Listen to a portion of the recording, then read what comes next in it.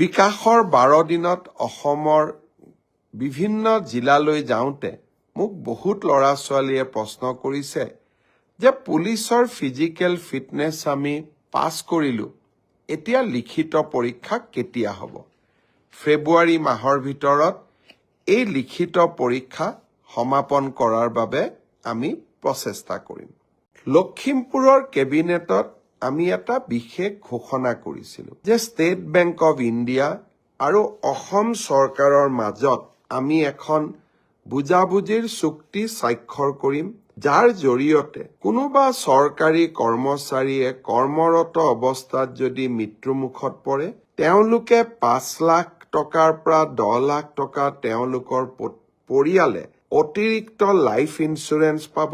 চৰকাৰৰ পৰা পোৱা সহায়ৰ উপৰিও দুৰ্ঘটনাজনিত কাৰণত মৃত্যু হলে 1 কোটি টকা পৰিয়ালটোৱে পাব, আৰু যদি দুৰ্ঘটনাত পাৰ্মানেণ্ট ডিজেবল হয় তেতিয়াও তেওঁলোকে 70 লাখ টকা তেওঁলোকে পৰিয়ালটোৱে লাভ কৰিব।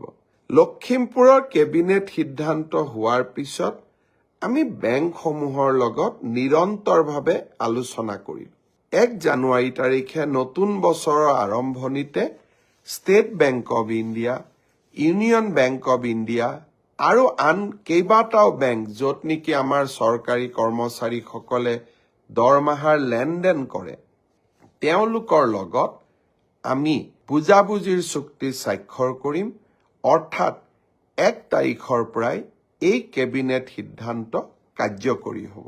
মুখ্যমন্ত্ৰীৰ আত্মনিৰ্ভৰ অভিযান, কৰ্মচাৰীসকললৈ জীৱন সুৰক্ষা আৰু মিউচুৱেল ট্ৰান্সফাৰ, প্ৰতিটো প্ৰতিশ্ৰুতিকে বাস্তৱত ৰূপায়ণ কৰিবৰ বাবে আমি প্ৰতিটো মুহূৰ্তই কাম কৰোঁ, আৰু এই কামবিলাক সম্পূৰ্ণ হোৱাৰ লগে লগে এই কৰ্মযজ্ঞৰ ফচলসমূহ আপোনালোকৰ বাবে মিউচুৱেল ট্ৰান্সফাৰৰ পৰ্টেল অহা 1 জানুৱাৰী তাৰিখৰ পৰা আমি মুকলি কৰিম।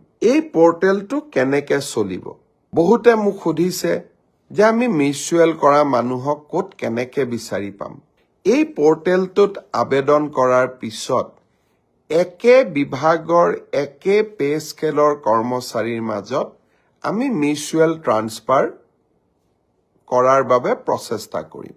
এই পৰ্টেলটো প্ৰায় 2 মাহ জুৰি খোলা থাকিব, 1 জানুৱাৰীৰ পৰা 28 ফেব্ৰুৱাৰীলৈ। এই সময়ছোৱাৰ ভিতৰতে আমি আবেদন কৰিম, আমি ভেৰিফিকেশ্যন কৰিম। তাৰ পিছত আমি আপোনালোকৰ আবেদনবোৰ পৰ্টেলত স্বয়ংক্ৰিয়ভাৱে মিউচুৱেল ট্ৰান্সফাৰৰ বাবে মুকলি কৰি দিম, আৰু এটা কম্পিউটাৰ প্ৰণালীৰ মাজেৰে স্বচ্ছতাৰ মাজেৰে এই মিউচুৱেল ট্ৰান্সফাৰ হ'ব।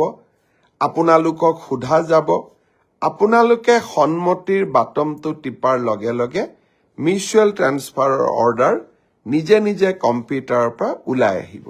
ই কেনেকে পৰিচালনা হয়, যদি আপোনালোকৰ জানিবৰ কাৰণে আৰু অধিক ইচ্ছা আছে, সৰ্বশিক্ষা অভিযানত আগতে কাম কৰা বা বৰ্তমানে কাম কৰি থকা শিক্ষকসকলে এই পৰ্টেলটোৰ ওপৰত আপোনালোকক যথেষ্ট জ্ঞান দিব পাৰিব। অহা 1 জানুৱাৰী তাৰিখে এই পৰ্টেলটো আমি আনুষ্ঠানিকভাৱে মুকলি কৰিম। বিকাশৰ 12 দিনত অসমৰ বিভিন্ন জিলালৈ যাওঁতে মোক বহুত ল'ৰা ছোৱালীয়ে প্ৰশ্ন কৰিছে যে পুলিচৰ ফিজিকেল ফিটনেছ আমি পাছ কৰিলো, এতিয়া লিখিত পৰীক্ষা কেতিয়া হ'ব? ফেব্ৰুৱাৰী মাহৰ ভিতৰত এই লিখিত পৰীক্ষা সমাপন কৰাৰ বাবে আমি প্ৰচেষ্টা কৰিম। বহুত ল'ৰা ছোৱালীয়ে সুধিছে যে মামা এডিআৰইৰ ৰিজাল্ট কেতিয়া দিব? এডিআৰইৰ ৰিজাল্টটো আমি 3য় আৰু 4ৰ্থ বৰ্গৰ আটাইকেইটা পৰীক্ষাৰ ৰিজাল্ট আমি ফেব্ৰুৱাৰী মাহৰ শেষৰ ফালে বা মাৰ্চ মাহৰ প্ৰথম সপ্তাহতে দিবৰ বাবে আমি চেষ্টা কৰিম। ইতিমধ্যে এই গোটেই প্ৰচেষ্টাবোৰ আৰম্ভ হৈছে, আৰু আমাৰ প্ৰচেষ্টা হ'ব যে নিৰ্ধাৰিত সময়ত এইবাৰ আমি প্ৰতিশ্ৰুতি দিয়া অনুসৰি 30,000 নিযুক্তি আমি যাতে সমাপন কৰিব পাৰোঁ।